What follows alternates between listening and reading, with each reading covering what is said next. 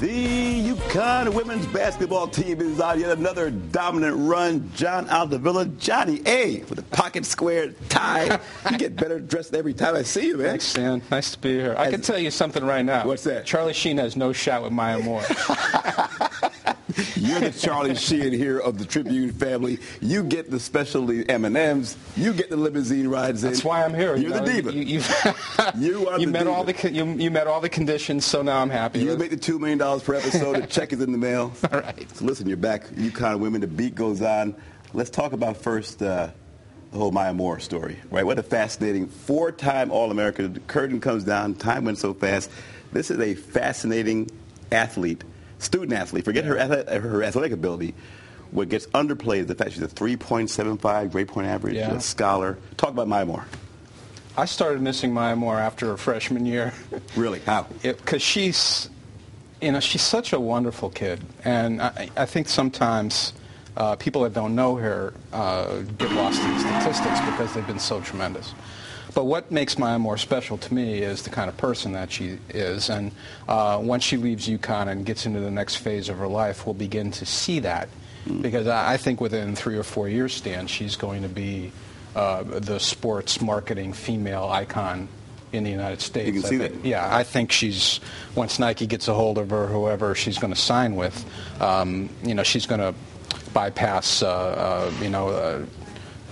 Danica Patrick and all the other ones that make all the money because she's personable, she's pretty, she's intelligent, she stands for everything that's right, and she's a marketing dream. So Maya's future is unlimited, both as a player and as an endorser, a product endorser. A great indication. My daughter, 11 years old, I tell her to look at Maya Moore. Right. She's an athlete. I say, right. Watch her. Forget about the athletic ability. Look how she's with her books, how she composes herself on TV, how she comports herself. I said, keep an eye on her and see how she plays and how she handles her books. And so. Well, yeah, she came from a family of educators, so Maya was well rooted as a child, and they had a great plan for her growing up in terms of trying to find the right spot for her to play basketball and grow up and mature and be educated, and it's worked out perfectly for her, and she's going to leave a real void both socially and athletically at UConn. But as always, things will continue to move. They'll stay on track. The new era will start, and they'll build new heroes. Greatest player ever, UConn history? I think so, Four-time All-American? I think so. Taurasi? Yeah, I was doing other things when Diana was playing. I used to see her play in the tournament, and she was great. But I have never seen a female athlete on a basketball court do the things Maya does. The way she catches the ball and releases jump shots, the way she takes the ball to the basket, the way she can play defense and rebound, and the way she hustles up the floor. She's a different, she's a special athlete, and she's going to score 3,000 points. Yeah, that's amazing. Only 6 other players in the history of women's basketball have ever done that. And no other player in Connecticut has ever scored more than Tina Charles, and she had somewhere over 2,200. So if you think of that in terms of seasons, she's one complete season ahead of any of the other great All-Americans that have ever played at Connecticut in terms of scoring. Where does Gino rank her among the all-time great I think players? Gino loves Diana. She's one of his favorites. And when we ask him, he sort of intimates that he thinks Diana... because of the rings, right? She has more rings? I think so, right. And that's how coaches have a tendency to gauge athletes. But if Maya wins the national championship with this team, now down to 8 players and basically just 6 players, she will take her spot right next to Diana on that level that Gino keeps for special players. And she'll deserve it. To win a national championship this year with this team, it'll be one of the greatest accomplishments, I think, in Connecticut basketball history, perhaps the greatest.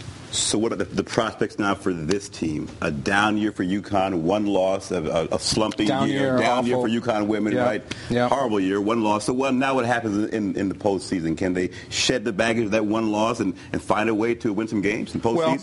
Well, as in most cases, they really only have to win 3 games. If you look at it realistically, they got to win the Big East championship game, right, and then they've got to win the Final 8 game and then go to the Final 4 and succeed. So of the 9 games that they have to win the national championship, with the NCAA games in the Big East, 3 or 4 of them are going to be problematic. Mm-hmm. Now, they've played Baylor and Stanford. Mm-hmm. They beat Baylor and they lost to Stanford, but they are a much better team. How so? Well, they're more cohesive. Their freshmen are more experienced. Stephanie Dolson, their freshman center, who was having growing pains during the first month of the season when they played Baylor and Stanford, is a totally different player, more confident, more skilled. But Bria Hartley is young. Bria Hartley, the next one, right? She's the next one? She's the next one, but I think Stephanie Dolson also has tremendous potential. I can see when those kids are seniors that Connecticut may have 2 first-team All-Americans.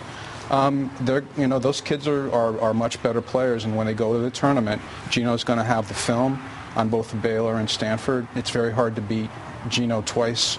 Not many teams have done it. They've only lost 3 Big East games in 6 years. They haven't lost back-to-back games since 1993. So, I mean, I think I'd be more nervous about Stanford and Baylor. Now, even though Baylor now, again, that big center they have there, she's dunking now of 2 feet. That team, they're better too, I'm assuming, right? So they are, but they've had some bumps. They lost on the road to Texas Tech. They had to fight really hard to beat Oklahoma, which Connecticut led by like 7,000 points at halftime. So, I mean, if you want to use those games as gauges, what does that tell you about Baylor? I mean, that they struggle on the road against a lower-tier conference team, and they struggle to beat a team Connecticut beat by 40. So I happen to like those barometers. I think they're indications of the strength of the teams. So I think Connecticut certainly is going to be in the Final Four. And I think if the pairings work out correctly, they'll get to the national championship game, and then they've never lost one of those. So. Let me go segue to Diana Taurasi again, the whole drug issue, right? Here's a rare case where an athlete is accused of drug doping, right? Proclaims adamantly, didn't know what's going on, and now the testing folks say, you know what, maybe it was our bad, and say, you know what, let's let this go. That's a rare situation because I don't think a lot of folks believe it. We've seen so many athletes say, hey, I didn't do anything, it wasn't me, and they were wrong.